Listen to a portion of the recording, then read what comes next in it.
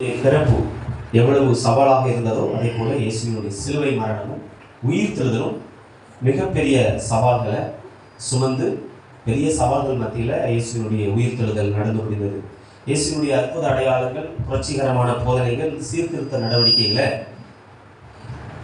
நிறைய ஆதரவாளர்களை அந்த சீர்திருத்த நடவடிக்கைகள், புரட்சிகரமான போதனைகள், அற்புத அடையாளங்கள் கவர்ந்து எழுது. ஒரு கட்டத்தில் மிகவும் திரளா அவங்க ஒரு வார்த்தை சொல்லுவாங்க, உலகம் அவனுக்கு பின் சென்று போயிற்று அப்படின்னு சொல்றத நம்ம வேதத்தில் படிக்கிறோம். திரளான கூட்டத்தா மிகவும் அவருக்கு பின் சென்று வரும்போது அவருக்கு அந்த கூட்டம் எதிரிகளையும் சம்பாதித்து கொடுத்ததாக நம்ம வேதத்தில் பார்க்கிறோம். அவருக்கு அநேக எதிரிகள் உருவானார்கள். பரிசேயர்கள், சதுசேயர்கள், வேத பாரகர்கள், பிரதான ஆசாரியர்கள், மதவாதிகள் அப்படின்னு சொல்லி நிறைய எதிரிகள், நிறைய எதிரிகள் அவருக்கு உருவானாங்க. அப்போ அது அவருக்கு பல்வேறு விதத்துல உபத்திரவத்தை, பல்வேறு சவால்களை அதை சம்பாதித்து கொடுத்தது. அவர் மேல எரிச்சல் அடைந்த எதிரிகளும் மதவாதிகளும் அவருக்கு முடிவு கட்டணும் அப்படின்னு சொல்லி அவர்கள் யோசித்தாங்க. நம்ம வேதத்தில் படிக்கிற ஒரு இடத்துல ஒரு செங்குத்தான மலையில கொண்டு போய் அவரை தள்ளி விட்டு அவரை கொலை செய்யணும் அப்படின்னு சொல்லி யோசித்தாங்க அப்படின்னு படிக்கிறோம். அப்படி யோசிக்கும் போது அப்போ அவர் அந்த இடத்துல மறைந்து போனார் அப்படின்னு சொல்லி படிக்கிறோம். இப்போ கடைசியில யூதாஸ் அதற்கு இடம் கொடுக்க, யூதாஸினுடைய தலைமையில இயேசுவுக்கு விரோதமாக ஒரு சதி திட்டம் தீட்டப்பட்டு அது தேவனுடைய அனுமதியின் பேரில அது நடக்குது. அவருடைய எதிரிகள் ஒன்று ரொம்ப கன்ஃபார்மா நம்பினாங்க. என்ன நம்பினாங்கன்னா, அவர் ஒளிந்து விட்டார், அவர் ஒழித்து விட்டோம் அப்படின்னு சொல்லி அவர் ஒரு காரியத்தை நம்பினாங்க. ஆனா இயேசு சிலுவையில கடைசி ஒரு வார்த்தை சொன்னார், எல்லாம் முடிந்தது அப்படின்னு சொன்னார். அவர் முடித்து விட்டு போனார், ஆனால் அவர் ஒழித்து போனார். அப்போ அவரை ஒழித்து விட எண்ணும் போது பல்வேறு விதமான பகிரத நடவடிக்கைகள் ஏற்பட்டு செய்யறாங்க. கல்லறைய எவ்வளவு பத்திரமா காவல் பண்ண முடியுமோ காவல் பண்ண யோசிக்கிறாங்க. இதுல நம்ம படிக்கிறோம் 13ஆம் வசனத்துல வேண்டிய பணத்தை கொடுத்து அப்படின்னு படிக்கிறோம். இயேசுவினுடைய சிலுவை மரணமும் காட்டி கொடுப்பதற்கு மிகப்பெரிய அளவுல பணத்தை அவங்க செலவழித்தாங்க. அதே போல அந்த உயிர்த்தெழுதலை மறைப்பதற்கும் மிகப்பெரிய அளவில் அவர்கள் பணத்தை செலவழித்தார்கள் அப்படின்னு படிக்கிறோம். வேண்டிய பணத்தை கொடுத்து அப்படின்னு சொல்லி நம்ம படிக்கிறோம்.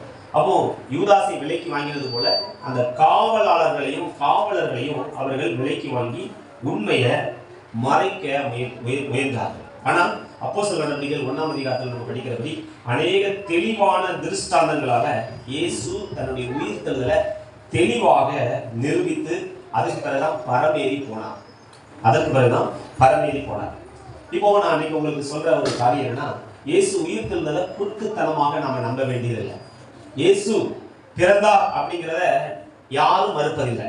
இயேசு பிறந்தார் அப்படிங்கிறத யாரும் என்ன செய்யறதில்லை, மறுப்பது இல்லை. இயேசு வாழ்ந்தார் என்பதையும் யாரும் என்ன செய்யறதில்லை, மறுப்பது இல்லை. ஆனா ஒண்ணு உலகம் ரொம்ப ஸ்ட்ராங்கா மறுக்குது, இயேசு உயிர்த்தெழவில்லை அப்படின்னு சொல்லி ரொம்ப ஸ்ட்ராங்கா மறுக்குது.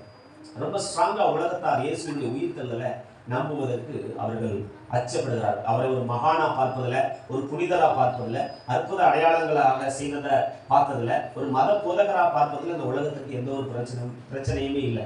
ஆனா உயிர் தெழுந்தார் அப்படிங்கிறத இந்த உலகம் நம்ப மறுக்கிறது. அதுக்கு நிறைய சயின்டிபிக் ரீதியா நிறைய மறுப்பு வாதங்கள் வைக்கிறாங்க. அதுல முதலாவது வாதம் அப்படி என்ன வாதம் அப்படின்னா, இயேசு சாகல, அன்கான்சியஸா இருந்தாரு, மயக்கம் நிலையில அவர் இருந்தார். முதலாவது வாதம். நான் ஒரு புத்தகம் படிக்கிறேன், அதுல நிறைய வாதம் வைக்கிறார். அதுல முதல் வாதம் என்னன்னா, அவர் சாகல, அவர் அன்கான்சியஸ் நிலையில இருந்தாரு. இப்போ இஸ்லாமியர்கள் ஒரு காரியம் சொல்லுவாங்க, இயேசு சிலுவை மரத்துக்கு போய் அப்படியே மறைஞ்சு அப்படியே போயிட்டாரு, ஏன்னா இறைவன் சாக முடியாது அப்படின்னு சொல்றாங்க. யெகோவா விட்னஸ் உடைய போதனை அப்படிதான். இயேசுனுடைய மரணம், அதாவது இறைவன் எப்படி மறுக்க முடியும், இப்படி நிறைய அந்த மாற்று இந்த கல்ட் குரூப் அப்படின்னு சொல்லுவாங்க, இறைவன் சாக முடியாது அப்படிங்கறத அவர்கள் அதிகமா வலியுறுத்தி சொல்றத பார்க்கிறோம். அன்கான்சியஸா இருந்தாரு அப்படின்னு சொல்றாங்க. மார்க் 15ஆம் அதிகாரம் 44-45 படிக்கலாமா? மார்க் 15ஆம் அதிகாரம் 44-45 வாசிங்களா? 15-44-45 சரி, ஓகே.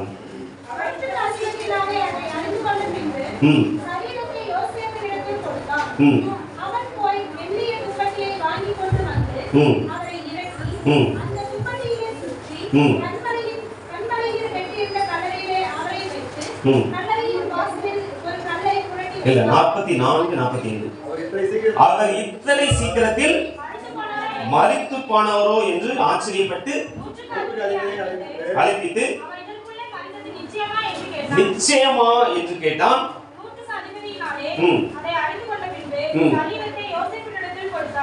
அப்போ அந்த பிலாத்து வந்து ஒரே ஒரு காரியம் கன்ஃபார்மா பண்ண விரும்புறான். பிலாத்து என்ன யோசிக்கிறான் அப்படின்னா, இயேசு அந்த ராயன், அதாவது அந்த அரசன் அகஸ்டஸ் சீசர், இந்த அரசனுக்கு அச்சுறுத்தலா அடுத்த அரசனா முடிசூட்டப்படுவதற்கு வாய்ப்பு இருக்கு. அவர் ஒரு அச்சுறுத்தலா மாறுவதற்கு வாய்ப்பு இருக்கு. அப்படி அவர் அரசனா மாறினா பிலாத்துவினுடைய தலை காலியாகும். பிலாத்துவினுடைய பதவிக்கு ஆபத்து, பிலாத்துவினுடைய உயிருக்கு ஆபத்து. ஏன் இதை ஆரம்பத்திலே கண்டுபிடிக்கல அப்படின்னு சொல்லி பிலாத்து கொலை செய்யப்படுவதற்கு வாய்ப்பு இருக்கு. அதனால பிலாத்து வந்து அந்த காரியத்துல ஒரே ஒரு காரியத்துல ரொம்ப கன்ஃபார்மா இருக்க விரும்பினாரு. இயேசு மரித்து விட்டாருங்கிறத ரொம்ப கன்ஃபார்மா பண்றதுக்கு அவர் விரும்புறாரு. அப்போ அவருக்கு கேட்கிறாரு பாருங்க, இத்தனை சீக்கிரத்தில் மரித்து விட்டாரோ அப்படின்னு சொல்லிட்டு நூற்றுக்கு அதிபதியினால அறிந்து கொண்ட பின்பு அப்படின்னு சொல்லிட்டு என்ன பண்றாங்க, பின்புதான் அந்த அரிமத்தியா ஊரானை யோசிக்கும் இடத்திற்கு அந்த சரீரத்தை கொடுக்கிறாங்க. இப்போ அந்த கல்லறையில அந்த சிலுவையில தொங்கி கொண்டிருக்கிற அந்த கல்லர்கள் அல்லது சிலுவையில் அறையப்பட்ட எல்லாருடைய மரணமும் வந்து உடனே நிகழாது. அது நீண்ட காலம், ஒரு 3 நாள் 4 நாள் கூட ஆகும். அந்த சிலுவையில் அறையப்பட்டவங்க சாகுறது வந்து ஏன் சிலுவையில் அறையறாங்கன்னா, அணுவா சித்திரவதைப்பட்டு சாக வேண்டிய ஒரு சாவுதான் சிலுவை மரணம். எளிதாக அந்த மரணம் வராது. அப்போ அதனாலதான் அந்த பிலாத்துக்கு ஆச்சரியமாகுது, இவ்வளவு சீக்கிரத்துல அவர் இறந்துட்டாரு, அப்படி வாய்ப்பு இல்லையே. அப்படி இறக்கல அப்படின்னா என்ன பண்ணுவாங்க அப்படின்னா, கால் எலும்ப உடைப்பாங்க. என்ன பண்ணுவாங்க, அந்த டெத், அந்த மரணத்தை ஸ்பீட் பண்றதுக்கு கால் எலும்பு உடைப்பாங்க.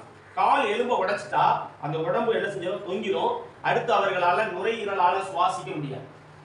அப்போ இங்க என்ன நடக்குதுன்னா, யோவான் 19ஆம் அதிகாரம் 32 34, யோவான் 19 32 34 படிக்கலாமா?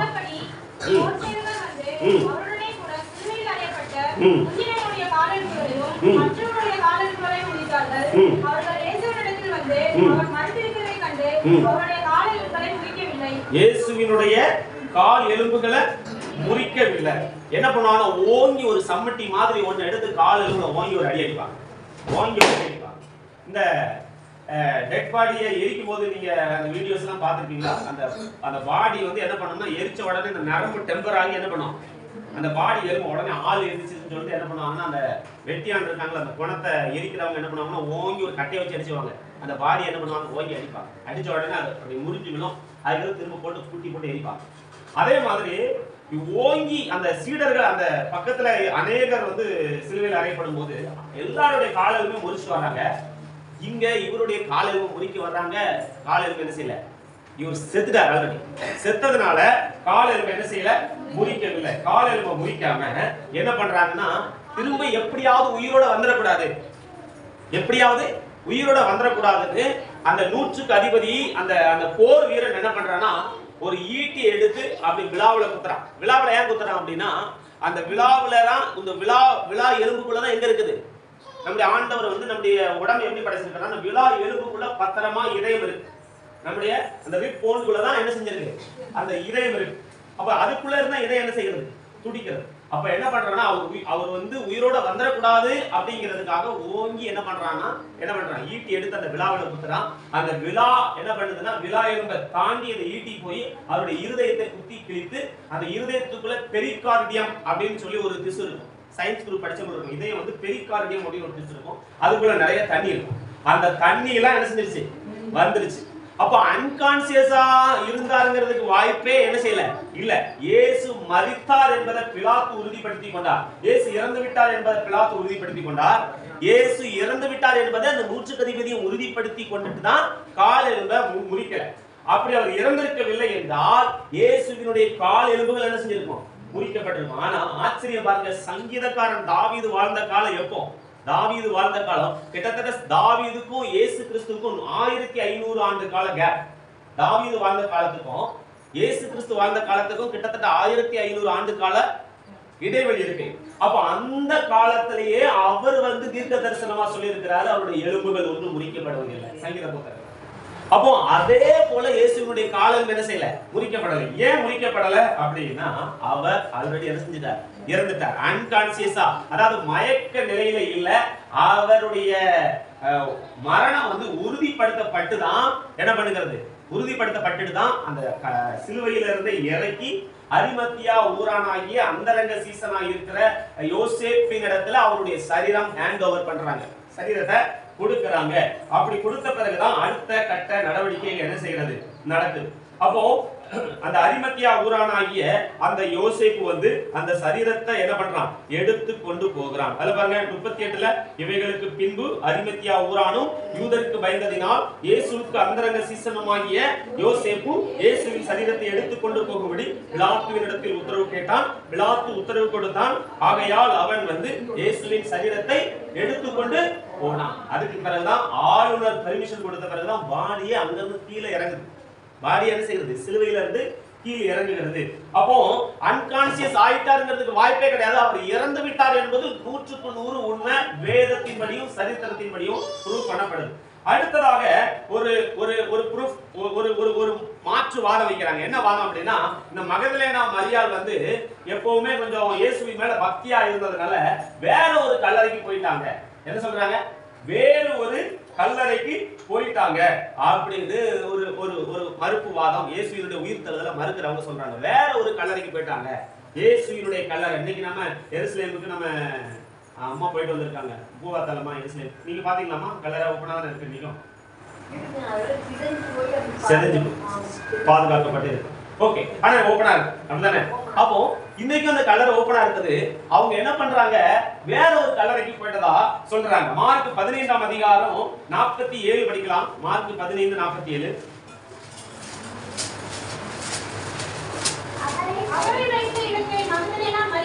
அவரை வைத்த இடத்தை மகதலேனா மரியாளும் யோசேயின் தாயாகிய மரியாளும் என்ன செஞ்சாங்க, பார்த்தாங்க அப்படின்னு சொல்லியிருக்கு. இதாவது இது ஏதோ காலையில ஒரு குக்கி சித்தம் கலங்கி போய் ஏதோ ஒரு கல்லறைக்கு போயிட்டு இயேசுக்கு உயிர் தந்துட்டாருன்னு சொல்லல. இங்க சொல்லி இருக்குது அவருடைய கல்லறைய மகதலேனா மரியாள் என்ன செஞ்சாங்க, பார்த்தாங்க. மத்தேயு 27:59 இருந்து 61 படிக்கலாம். மத்தேயு 27:59 இருந்து 61.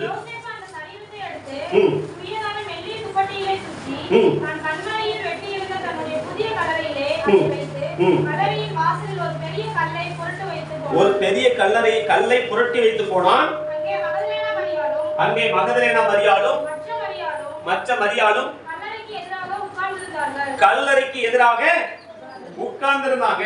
அப்போ அந்த கல்லறையை அவங்க பார்த்தாங்க. மகதலேனா மரியாள் என்ன பண்ணாங்க, முதல்ல அந்த கல்லறைக்கு போனது யாரு, தாய் குலம் தான் முதல்ல என்ன பண்ணாங்க, அந்த கல்லறைக்கு என்ன பண்ணாங்க, போனாங்க அப்படின்னு போட்டு பெண்கள் தான் அந்த கல்லறைக்கு போனாங்க. அப்ப அந்த கல்லறைய அவங்க பார்த்தாங்க. யோவான் 20ஆம் அதிகாரம் 3ல இருந்து 9ல நம்ம படிச்சு பார்த்தோம்னா, அந்த கல்லறைக்கு தான் யோவானும் பேதுருவும் அந்த கல்லறைக்கு தான் போறாங்க. யோவான் 20:3ல இருந்து 9. அப்பொழுது பேதுருவும் மற்ற சீசரும் கல்லறையின் இடத்துக்கு போகும்படி புறப்பட்டு இருவரும் ஒருமித்து ஓடினார்கள்.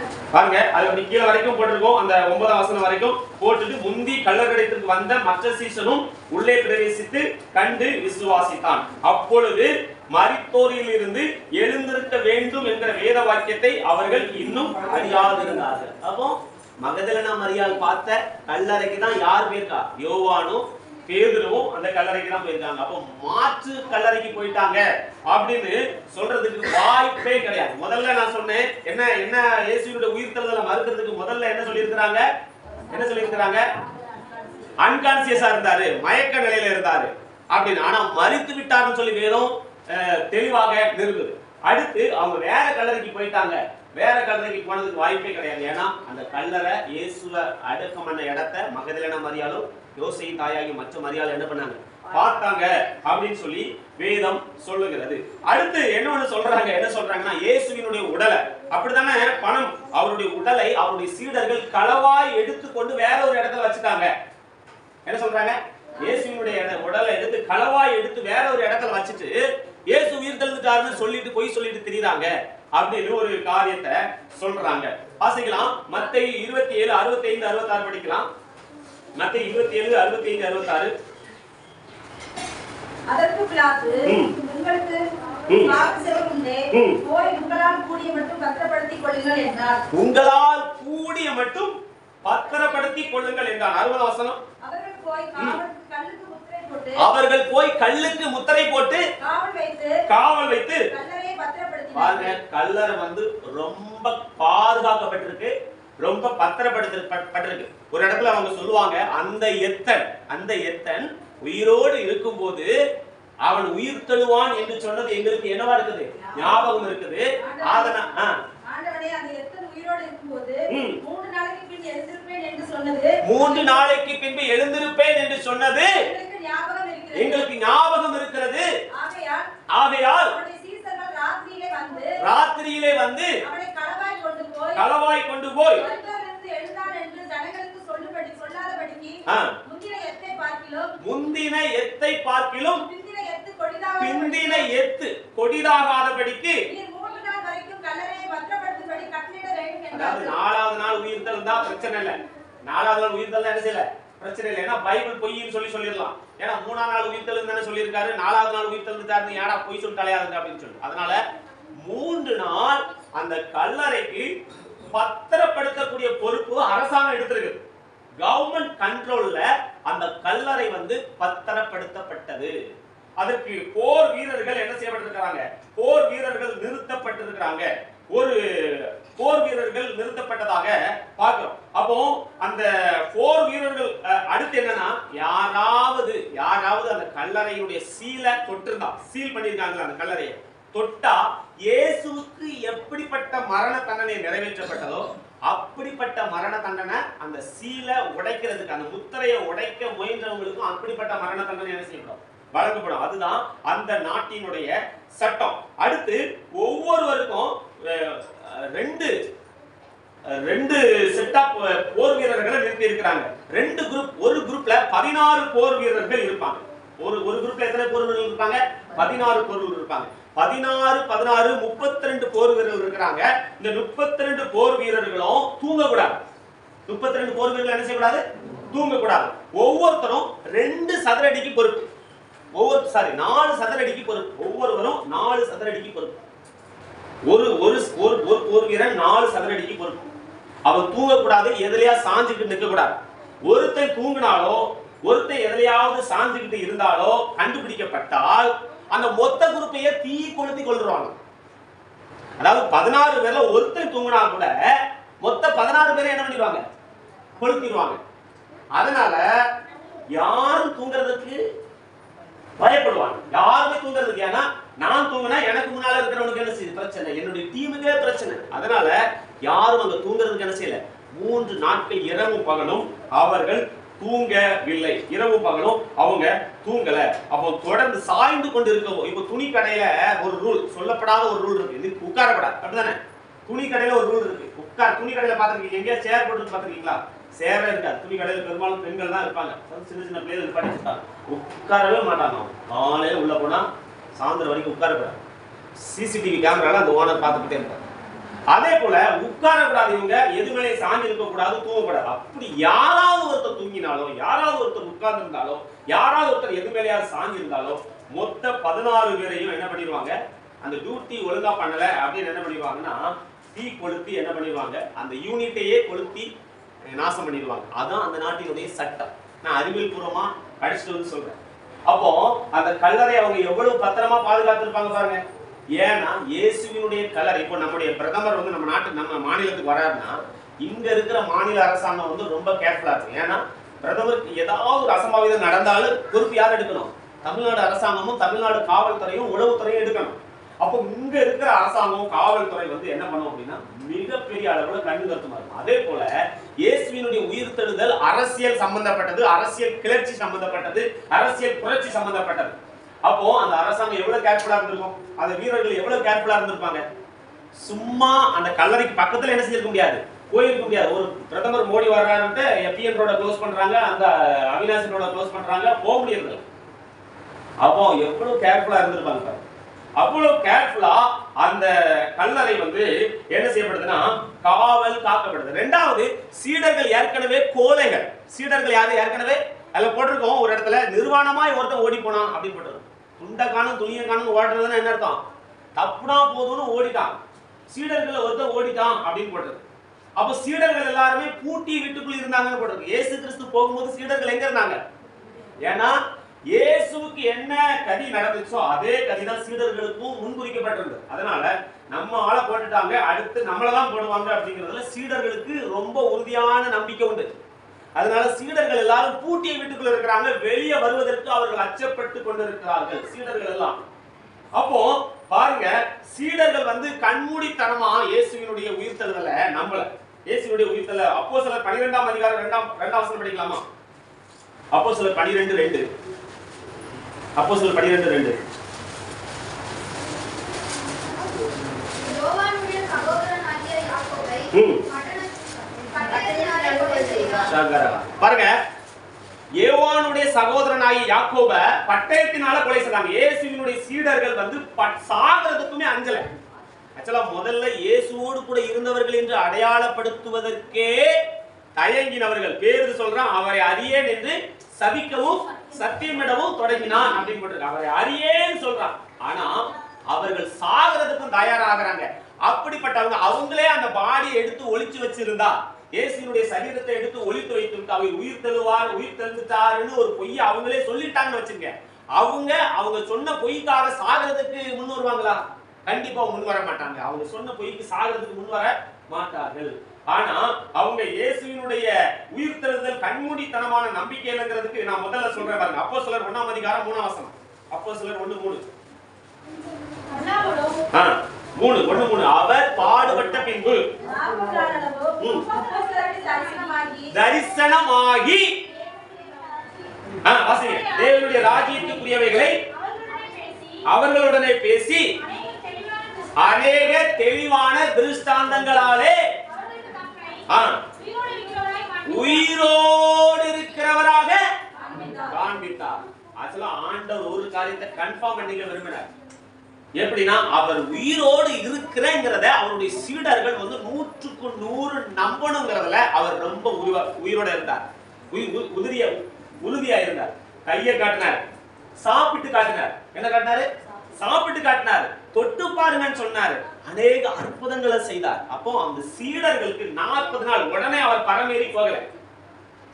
இயேசு உயிர் தெழுந்த உடனே பரமேறி உடனே போகல. அந்த பூமியில அடுத்த ஒரு 40 நாள் இருந்துட்டு அவருடைய சீடர்களை தெளிவா அவர் உயிரோடு இருக்கிறங்கிற செய்தியை நம்ப வச்சுட்டு பரிசுத்த ஆவியானவருக்கு காத்திருங்க அப்படின்னு சொல்லி என்ன பண்ணாரு? போனார். அப்ப 40 நாள் அவர்களுக்கு கன்ஃபர்மேஷன் காட்டிட்டார். 40 நாள் அவர் உயிரோடு இருக்கிறார்னு சொல்லி. அடுத்து இயேசு உயிர் தெழுந்து 50வது நாள் பரமேறி போய் 50 நாள், அதாவது பெந்தேகோஸ்தே என்னும் நாள் வந்த போது இருக்கும். 50 நாள், 50 அதாவது 7-7-49 அவங்க ஓய்வு நாள்ல, யூதர்களுக்கு ஓய்வு நாள் சனிக்கிழமை. அப்ப 7 சனிக்கிழமை எத்தனை நாள்? 49. சனிக்கிழமைக்கு அடுத்த நாள் என்னது? ஞாயிற்றுக்கிழமை 50வது நாள். பெந்தேகோஸ்தே என்னும் நாள். பென்டாகோஸ்ட் அப்படின்னு என்னன்னா 50வது நாள்ல அருளப்பட்ட ஆவி. அதுக்கு பேர் தான் என்னது? பென்டாகோஸ்ட். கிரீக்ல பென்டானா 50, ஹோஸ்ட்னா ஆவி. அப்போ பெந்தேகோஸ்தேன்னு சொல்றோம்ல, அதுக்கு அர்த்தம் என்ன தெரியுமா?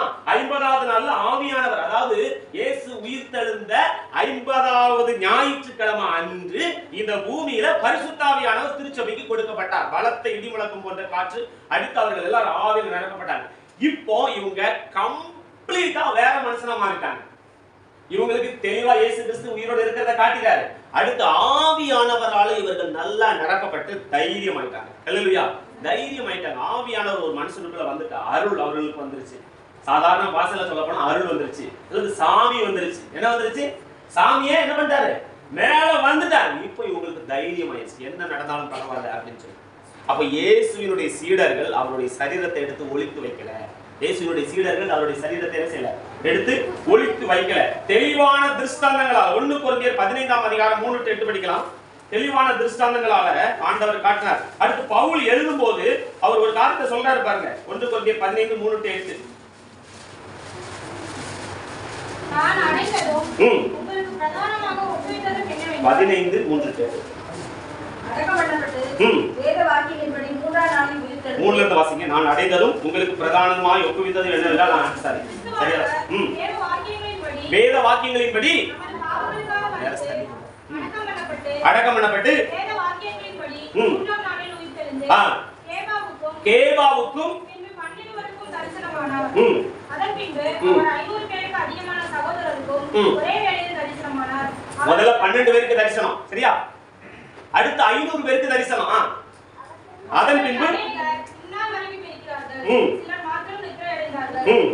பின்பு யாக்கோபுக்கும் அப்போஸ்தலர் எல்லாருக்கும் எல்லாருக்கும் பின்பு அகால பிறவி. அகால பிறவினானது அகால மரணம் அடைஞ்சுதான் சொல்லுவாங்கல்ல. காலத்துக்கு முன்னே சாகிறதுக்கு பேர் தான் அகால மரணம். காலத்துக்கு முன்னே பிறக்கிறதுக்கு பேர் தான் என்னது? ப்ரீமெச்சூர் பேபின்னு சொல்லுவாங்கல்ல. அவர் சொல்றார், நான் குற பிரசவத்துல பிறந்தேன் நானு.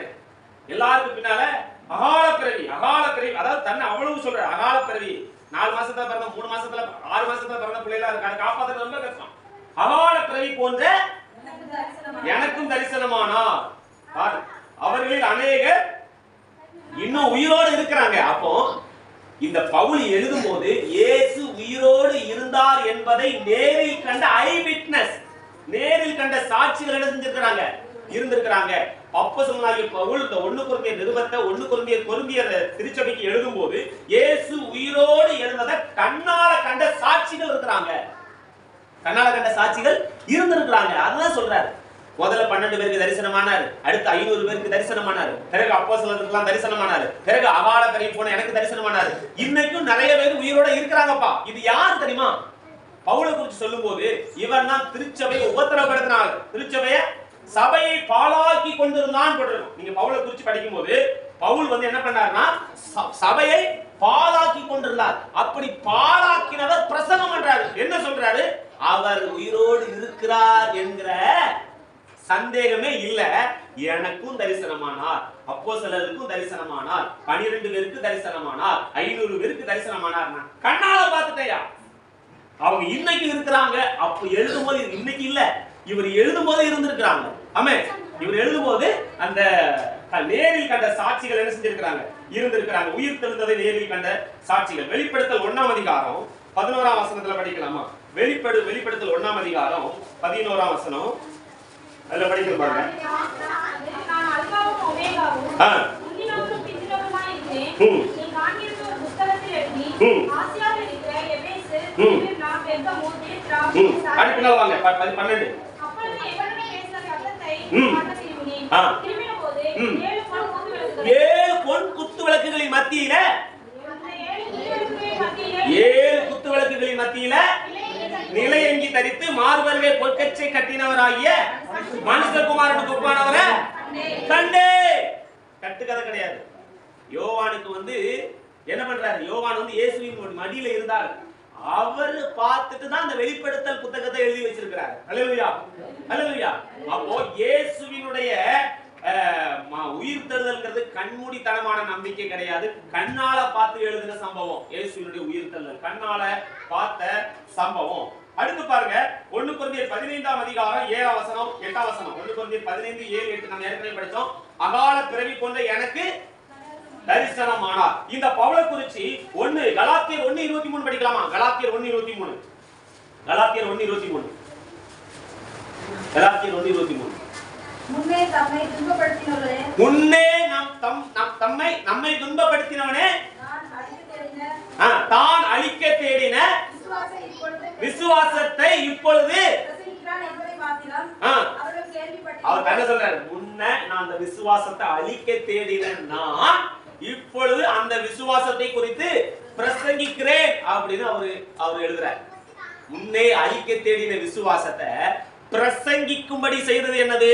தமஸ்கு வீதியில என்னை முள்ளில் உதைக்கிறது கடினமாமே, என்னை நீ துன்பப்படுத்துகிற இயேசு நானேன்னு சொல்லி சந்தித்த பேரொளி தான் காரணம். அப்போ பவுல் அவ்வளவு தெளிவா சொல்றதுக்கு, பவுல் மனமாறதுக்கு காரணம் என்ன அப்படின்னா, இயேசுவை அவர் நேரில் கண்டார். அல்லேலூயா. இயேசுவை அவர் நேரில் கண்டார். இயேசுவை நேரில் கண்டபடினால அவர் சபையை உபத்திரப்படுத்துவதை விட்டுவிட்டு சபையை ஸ்தாபிப்பவராக மாறினார். அல்லேலூயா. அப்போ சபையை ஸ்தாபிப்பவராக மாறுவதற்கு காரணம் என்னன்னா, இயேசுவினுடைய நேரடி காட்சி, இயேசுவோடு அவர் நேரடி பேசின பேச்சு. ஆமென். இயேசுவோடு நேரடியாக பேசின பேச்சும் இயேசுவை நேரடியாக கண்ட காட்சியும் தான் சபையை அழிக்க வேண்டும் என்று நினைத்த ஒருவனை சபையை ஸ்தாபிக்கிறவனாக மாற்றியது. இன்னைக்கும் புதிய ஏற்பாட்டுல பெரும் பகுதி பவுலினால் எழுதப்பட்டது. பவுல் 13 நிருபங்களை பைபிள்ல என்ன செஞ்சிருக்கிறார், எழுதியிருக்கிறார். அந்த அளவுக்கு அந்த பவுலை மாற்றியதற்கு காரணம் என்னன்னா இயேசு கிறிஸ்துவினுடைய காட்சி. அடுத்து பாருங்க, இயேசுவினுடைய குடும்பத்தார் வந்து இயேசு இந்த ஊழியத்துல இருக்கும்போது சப்போர்ட்டிவா இல்ல. வாசிக்கலாமா? யோவான் 7ஆம் அதிகாரம் 2ல இருந்து 5 படிக்கலாமா? யோவான் 7ஆம் அதிகாரம் 2ல இருந்து 5. யோவான் 7 2ல இருந்து 5. யூதருடைய கூடார பண்டிகை சமீபமாய் இருந்தது. அவருடைய சகோதரர் அவரை நோக்கி நீ செய்கிற கிரியைகளை உம்முடைய சீசர்களும் பார்க்கும்படி யூதேயாவுக்கு போய் பிரபலமாயிரலாம்யா. அவருடைய இயேசுவுக்கு சகோதரர்கள் இருந்தாங்க. சகோதரர்கள் என்னது? இயேசு கண்ணியின் வயிற்றில உற்பத்தி என்ன செஞ்சார், பிறந்தார். இயேசு பிறந்த பிறகு லீகலா மரியாளுக்கும் யோசேப்புக்கும் குடும்ப உறவி நிமித்தமாக சகோதரர்களும் சகோதரிகளும் என்ன செஞ்சாங்க, இருந்தாங்க. இயேசு குடும்ப உறவினால பிறக்கல, இயேசு பரிசுத்தாவினால உற்பவித்து பிறந்தார். ஆனா குடும்ப உறவிலே பிறந்த மரியாளுக்கும் யோசேப்புக்கும் பிறந்த, அதனாலதான் இயேசுவை வந்து கன்னி மரியாள், மரியாளை வந்து கன்னி மரியாள் நம்ம சொல்ல மாட்டோம். மரியாள் திருமணமானவர். அல்லேலூயா, ஆமென். அப்போ மரியாளுக்கும் யோசேப்புக்கும் பிறந்த சகோதரர்களும் சகோதரிகளும் கசின் பிரதர்ஸ் அண்ட் சிஸ்டர்ஸ் வந்து என்ன செய்யறாங்க, இயேசுவை முதல்ல நம்பல. அவர்கள் என்ன பண்றாங்கன்னா, அவரை வந்து நீ பிரபலமாக நினைக்கிற ஒரு மந்திரவாதி மாதிரி நினைச்சிட்டு இருக்காங்க. அவரை என்ன பண்ணி இருக்காங்கன்னா, மதி மயங்கி இருக்கிறார் அப்படின்னு சொல்லி இருக்காங்க. இயேசுவை மதி மார்க் 3:21 படிக்கலாமா? மார்க் 3:21 இயேசுவை என்ன சொல்றாங்க, அவங்க குடும்பத்தாரு என்ன சொல்றாங்க பாருங்க. மார்க் 3:21 அவருடைய இனத்தார் இதை கேட்டபோது அவர் மதிமயங்கி இருக்கிறார் என்று சொல்லி அவரை என்ன சொல்றாங்க, இயேசுவை என்ன செஞ்சாங்க, மதிமயங்கி இருக்கிறார். அப்ப இயேசுவினுடைய குடும்பமும் இயேசுவுக்கு சப்போர்ட்டா இல்ல. இயேசு இந்த பூமியில உயிரோடு இருக்கிற வரைக்கும், அவருடைய மரணத்துக்கு முன்பு வரைக்கும் இயேசுவினுடைய குடும்பத்தார் இயேசுவுக்கு சப்போர்ட்டிவா இல்ல. அவர் மதிமயங்கி இருக்கிறார்னு சொல்றாங்க. ஏயா பிரபலமாகணும்னா ஏதாவது அற்புத அடையாளம் செஞ்சு ஏதாவது மந்திரம் மாதி இதெல்லாம் செஞ்சு பிரபலமாயிடலாமே அப்படின்னு சொல்றாங்க. ஆனா யாக்கோபு 1ஆம் அதிகாரம் 1ஆம் வசனம் படிக்கலாமா? யாக்கோபு 1ஆம் அதிகாரம் 1ஆம் வசனம். இது யாரு? யாக்கோபுங்கிறது யாருன்னா, இந்த நிருபத்தை எழுதுனது யார் தெரியுமா? இயேசுவினுடைய சகோதரன். இந்த நிருபத்தை எழுதுனது யாரு? யாக்கோபு நிருபத்தை எழுதுனது யாரு? இயேசுவினுடைய சகோதரன். அவர் தன்னை குறித்து சொல்லும்போது என்ன சொல்றாரு திரும்ப வாசிக்கலாம். தேவனுக்கும் கர்த்தராகிய இயேசு கிறிஸ்துவுக்கும் பாருங்க என்ன சொல்றாரு. இயேசுவினுடைய சகோதரன் என்ன செய்யல, தன்னை இன்ட்ரோடியூஸ் பண்ணல. இயேசுவினுடைய சகோதரன், ஒன்று விட்ட சகோதரன் சொல்லி இன்ட்ரோடியூஸ் பண்ணாம தன்னை குறித்து அறிமுகப்படுத்தும் போது என்ன சொல்றாரு, இயேசுவினுடைய ஊழியக்காரன் சொல்றாரு. அப்போ இந்த யாக்கோபு தான் எருசலேமில் இருக்கிற திருச்சபைக்கு தலைவராக இருந்தார். இந்த யாக்கோபு தான் எருசலேமில் இருக்கிற திருச்சபைக்கு தலைவராக இருந்தார். இந்த யாக்கோபு தான் ஏரோது கொலை செய்தார். இந்த யாக்கோபு தான் ஏரோது பட்டயத்தால் கொலை செய்தார் என்று சொல்லி அப்போஸ்தலர் நடபடிகளை படிக்கிறோம்.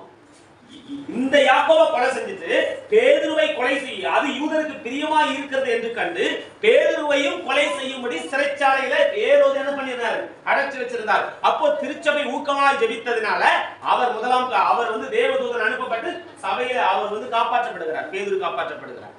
அப்ப பாருங்க, இந்த மதிமயங்கி இருக்கிறார் என்று சொன்ன அந்த குடும்பம் இயேசுவை பிரபலமா இருக்கணும்னா எருசலேமில போய் மக்கள் அதிகமா கூட்டமா இருக்கிற இடத்துல போய் ஏதாவது மந்திரம் வித்தை செஞ்சு பிரபலமாயிரலாம்னு சொன்ன அதே குடும்பம் இன்னைக்கு இயேசுவுக்காக சாகிறதுக்கு தயாராயிருச்சு. ஆமென், ஆமென். அப்போ இது காரணம் என்ன? இயேசுவை முதல்ல நம்பல, இயேசுவை முதல்ல என்ன செய்யல, வித்தியாசமான கண்ணோட்டத்தோட பார்த்தாங்க. இந்த திருச்சபையை, இந்த உபதேசத்தை அழிக்க நினைத்தவர்களே அதை ஸ்தாபிப்பவர்களாகவும் அதற்கென்று நிருபங்களை எழுதுகிறவர்களாகவும் மாற்றியது என்னதுன்னா இந்த இயேசுவினுடைய உயிர்த்தெழுதல். ஆமென். அப்ப இவங்களுக்குள்ள மாற்றம் வந்ததுக்கு காரணம் என்ன? குடும்பம் மாறினதுக்கு காரணம் என்ன? சபையை அழித்தவன் மாறினதுக்கு காரணம் என்ன? சபையை பாழாக்கினவன் மாறியதற்கு காரணம் என்ன? இயேசுவினுடைய உயிர்த்தெழுதல். அதை தெளிவா அவங்க கண்டு கொண்ட பிறகு நம்ம வேற மாதிரி நினைச்சப்பா இது வேற மாதிரி இருக்குது அப்படின்னு சொல்லி அவர்கள் இயேசுவை ஏற்றுக்கொண்டாங்க. ஹல்லேலூயா. அப்ப இயேசுவின் உயிர்த்தெழுதல் நீங்க நான் நினைக்கிற மாதிரி ஏதோ ஒரு கண்மூடித்தனமா ஏதோ உலகத்துல ஏதோ ஒரு மூலையில நடந்த ஒரு காரியம் கிடையாது. 1 கொரிந்தியர் 15ஆம் அதிகாரம் 9ஆம் வசனத்துல இந்த சவுல் தான் இந்த திருச்சபையை பாழாக்கி கொண்டிருந்தார். அப்போஸ்தலர் 8ஆம் அதிகாரம் 3ஆம் வசனம் படிக்கலாம். அப்போஸ்தலர் 8ஆம் அதிகாரம் 3ஆம் வசனம். அப்போஸ்தலர் 8ஆம் அதிகாரம் 3ஆம் வசனம் வேகமா படிங்க, நான் சீக்கிரம் முடிச்சிடுறேன். சவுல் வீடுகள் தோறும் நுழைந்து இழுத்து கொண்டு போய் காவலில் போடுவித்து சபையை பாழாக்கி கொண்டிருந்தான். ஹல்லேலூயா. சபை உன்னை பாழாக்கினவர்கள் தூரமாய் போகிறார்கள், தூரமாய் போகிறார்கள். அந்த மாதிரி சபையை பாழாக்கின ஒருத்தனே சபையை ஸ்தாபிப்பவனாக மாறினதற்கு காரணம் இயேசுவினுடைய உயிர்த்தெழுதல். ஆமென். அப்ப சந்தேகத்துக்கு இடமில்லாம இயேசுவினுடைய உயிர்த்தெழுதல் நிரூபிக்கப்பட்டிருக்கிறது. அப்போஸ்தலர் 9ஆம் அதிகாரம் 3 to 6 படிக்கலாம்.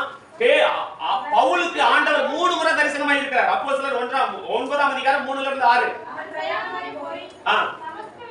சரியா? இந்த சம்பவம் நல்லா தெரியும். பிரயாணமா போகையில சபையை பாழாக்க போகையில தமஸ்கு வீதியில ஒரு பேரொளி என்ன செஞ்சுச்சு? சந்தித்தது. அடுத்து வாசிக்கலாம். அப்போஸ்தலர் 22ஆம் அதிகாரம் 17 to 21. அப்போஸ்தலர் 22 17 to 21. எருசலேமுக்கு திரும்பி வந்து தேவாலயத்திலே ஜெபம் பண்ணி கொண்டிருக்கையில் ஞான திருஷ்டி அடைந்து, பாருங்க, முதல்ல தமஸ்கு வீதியில இயேசுவை சந்திக்கிறார் பவுல்.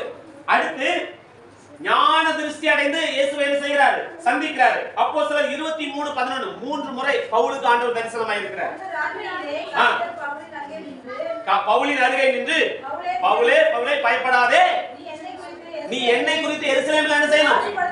பாருங்க, ஆண்டவர் வந்து பவுல் வந்து தெளிவா அவர் உயிர் தெளிந்திருக்கிறார்ங்கிறத அறிந்துக்கிடணும் என்பதற்காக 3 முறை தரிசனமாயிருக்கார். ஆமென்.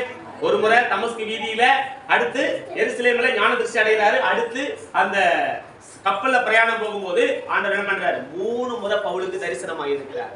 அப்போ இயேசுவினுடைய உயிர்த்தெழுதல் வந்து சந்தேகத்திற்கு இடமில்லாமல் நிரூபிக்கப்பட்டிருக்கிறது. அதனாலதான் அப்போஸ்தலர் 26:19 அவர் சொல்றாரு, அந்த பரம தரிசனத்திற்கு நான் கீழ்ப்படியாம இருக்க விரும்பல. நான் கீழ்ப்படிய, பாருங்க, அப்போஸ்தலர் 26:19 படிக்கலாம். அந்த பரம தரிசனத்திற்கு நான் கீழ்ப்படியாதவனாக இருக்க. பவுலுக்கு வந்து எஸ்கேப் ஆகிறதுக்கு நிறைய வாய்ப்புலாம் இருந்துச்சு. மன்னிப்பு கேட்டு போயா, லெட்டர் எழுதி கொடுத்துட்டு போயா, உன்னை விட்டுறோம் அப்படின்னு சொல்லும் போது சொல்றாரு, இல்ல, நான் இதை பேசிதான் ஆவேன், நான் இதை பேசிதான் ஆவேன். அகிரிப்பா ராஜாவே, நீரும் என்ன போல மாறினா நல்லா இருக்குமே அப்படின்னு சொல்லி என்ன செய்யறாரு? சொல்றாரு பரம தரிசனத்துக்கு. அப்போ பவுலுக்கு தெளிவா கன்ஃபர்மேஷனா அவர் வந்து ஆனதுக்கு காரணம் என்னன்னா, இயேசு உயிரோடு எழுந்தார் என்பதை தெளிவாய் அறிந்திருந்தார். அப்ப அப்போஸ்தலர் 4ஆம் அதிகாரம் 33ஆம் வசனம் படிக்கலாம். நான் இப்ப முடிக்கிறேன். அப்போஸ்தலர் 4:33 அவர்கள் இயேசுவினுடைய உயிர்த்தெழுதலை குறித்து பலமாய் சாட்சி கொடுத்தார்கள். என்ன பயந்துகிட்டு சாட்சி கொடுக்கல, பலமாய் சாட்சி கொடுத்தார்கள். அடுத்து அப்போஸ்தலர் 2:23-24 நீங்கள் கொலை செய்தீர்கள், அவர் உயிரோடு இருக்கிறார் என்பதற்கு நாங்கள் சாட்சிகள் அப்படின்னு சொல்றாரு. அப்போஸ்தலர் 2:23-24 படிக்கலாம். தேவன் நியமித்திருந்த ஆலோசனையின்படியையும் முன்னறிவின்படியையும் அந்த இயேசுவை அக்கிரமக்காரருடைய கைகளினாலே சிலுவையில் ஆணியடித்து கொலை செய்தீர்கள்.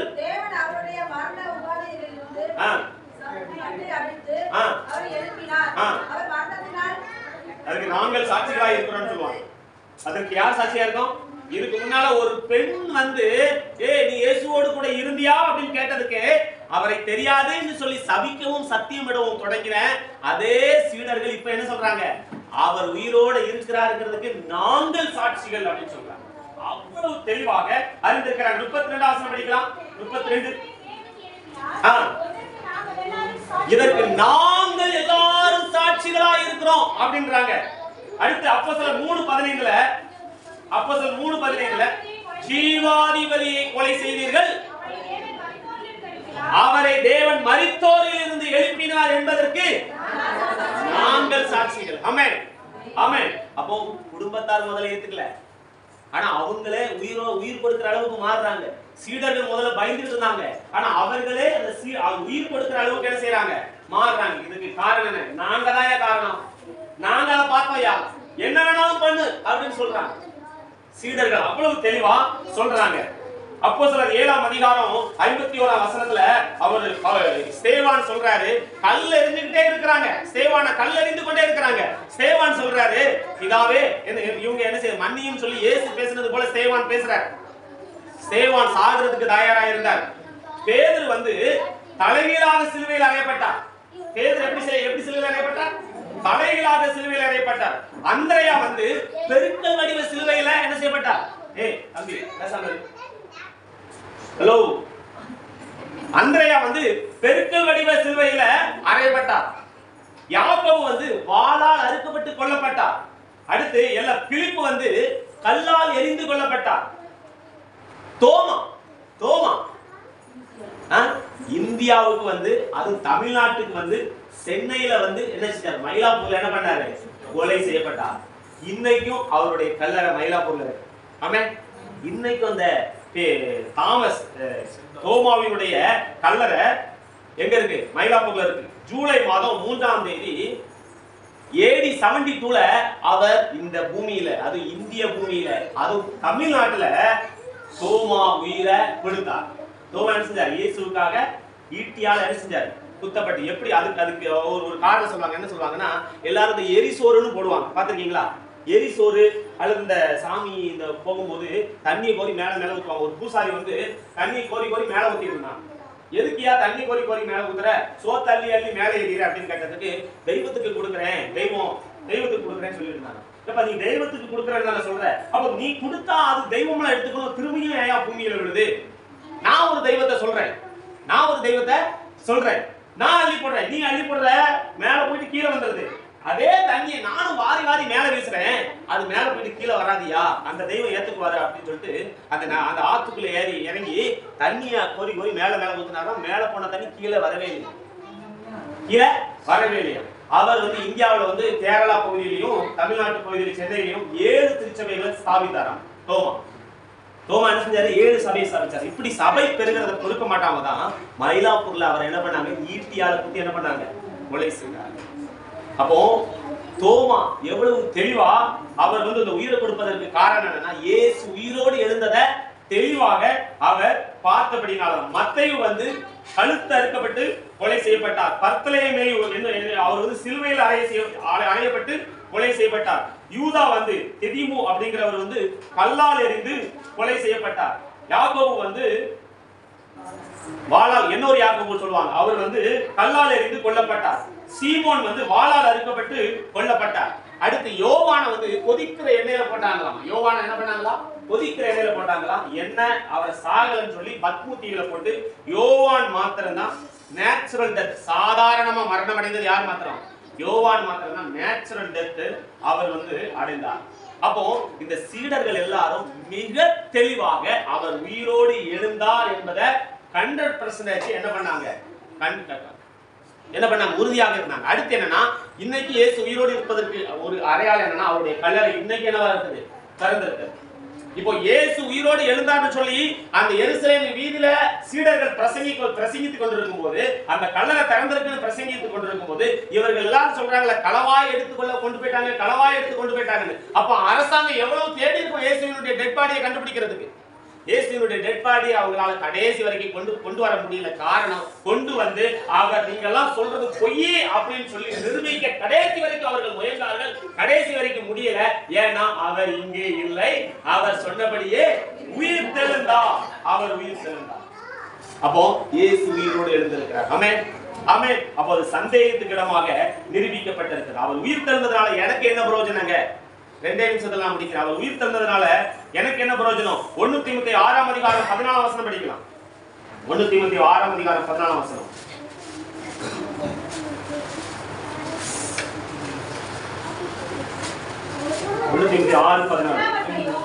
எல்லாவற்றையும்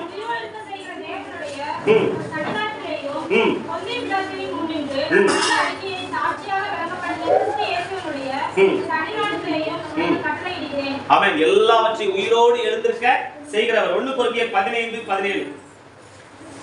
கிறிஸ்து எழுந்திராவிட்டால் நம்முடைய பாவம் மன்னிக்கப்படுவதில்லை. எபேசியர் 1:7 பாவ மன்னிப்பாகிய மீட்பு இவருக்குள் நமக்கு உண்டாகி இருக்கிறது. அப்போ இயேசு உயிர்த்தெழுந்ததுனால எனக்கு பாவ மன்னிப்பு, இயேசு உயிர்த்தெழுந்ததுனால நான் அவர் உயிரோடு இருக்கிறார்ன்றத முழுமையாக என்ன செய்ய முடியும், நம்ப முடியும். எல்லாரும் எழுந்து நின்று கொள்ளலாம்.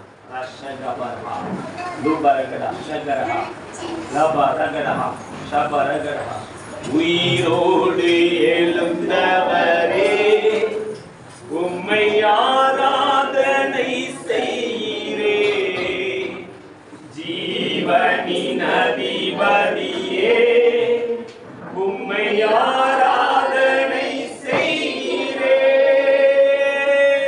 உயிரோடு எழுந்தவரே உம்மை ஆராதனை செய்கிறோம், ஜீவனின் அதிபதியே உம்மை ஆராதனை செய்கிறோம்.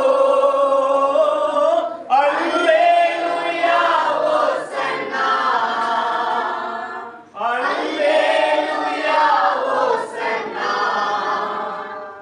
அல்லேலூயா ஓசன்னா, அல்லேலூயா ஓசன்னா. அல்லேலூயா ஓசன்னாவே, அல்லேலூயா ஓசன்னா, அல்லேலூயா ஓசன்னா, அல்லேலூயா ஓசன்னா. எல்லாரும் இவ்வளவு படிக்கணுமா? ஷாபோரு கூடுஹு. இன்னைக்கு இயேசு உயிரோடு இருக்கிறார் என்பதை வேதம் நமக்கு தெளிவாக சொல்லுது. வேதம் நமக்கு தெளிவாக வேதம் நமக்கு நிரூபித்து காட்டுகிறது. வேதம் தெளிவா நமக்கு நிரூபித்து காட்டுகிறது. வேதம் தெளிவாக நிரூபித்து காட்டுகிறது. ஆண்டவரை ஒப்பு கொடுப்போமா? ஆண்டவரே ஸ்தோத்திரிக்கிறோம், நீர் இன்னும் உயிரோடு இருக்கிறதற்காக. ஆண்டவரே உங்களுடைய உயிர் தழுதல் மரணத்தின் மேலே எங்களுக்கு அதிகாரம் கொடுத்திருக்கிறதற்காக. நான் மரித்தேன் ஆனாலும் சதா காலங்களில் உயிரோடு கூட இருக்கிறேன்னு சொல்லி இருக்கிறீங்க. மரணத்துக்கும் பாதாளத்துக்கும் உரிய பிறவுகளை உடையவராய் இருக்கிறேன் என்று சொல்லி இருக்கிறீங்கப்பா. நீர் உயிரோடு இருப்பதற்காக உமக்கு நாங்கள் நன்றி செலுத்துகிறோம். நீர் உயிரோடு இருப்பதற்காக உமக்கு நன்றி செலுத்துகிறோம்.